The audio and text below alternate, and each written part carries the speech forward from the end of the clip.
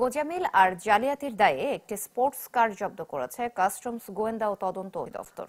ঢাকার মার্জান অটোস নামের একটি প্রতিষ্ঠান থেকে অধিদপ্তরের চট্টগ্রাম কার্যালয় গাড়িটি জব্দ করে।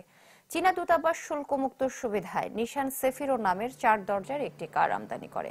ব্যবহার শেষে নিলামে 60,000 টাকায় যা বিক্রি করা হয়। সে গাড়িটি পরে হয়ে যায় 2 দরজার স্পোর্টস কার। পাল্টানো হয় চেসিস ও ইঞ্জিন নম্বর। উৎপাদন সাল 2008 হলেও আমদানি দেখানো হয় 2002 সালে। সেডান কার হিসেবে আবেদন থাকলেও বিআরটিএ রোড পারমিট দেয় স্পোর্টস কার হিসেবে।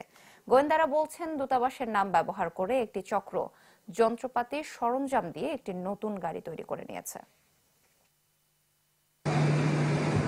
মার্জান অটোস নামক একটি প্রতিষ্ঠান, আমরা গাড়িটি গ্যারেজ থেকে সিজ করার পরে তারা আমাদের নিকট যে দলিলাদি সাবমিট করে সেটাতে দেখা যাচ্ছে যে কৌশিক আহমেদ নামক এক ব্যক্তি চায়না এম্বাসি থেকে 60,000 টাকায় একটি সেফিরো সেডান কার ক্রয় করেন। অর্থাৎ সেফিরো গাড়ির ইঞ্জিন এবং চেসিস নাম্বার ব্যবহার করে একটি দুষ্ট চক্র অন্য পার্টস এনে বা মিথ্যা ঘোষণা এনে গাড়িটির হয়তো সংযোজন করে স্পোর্টস কার নামে সেটা হয়তো বিক্রি বা অন্য কোনো উপায়ে তারা অবৈধভাবে আর্থিকভাবে লাভবান হওয়ার চেষ্টা করেছে।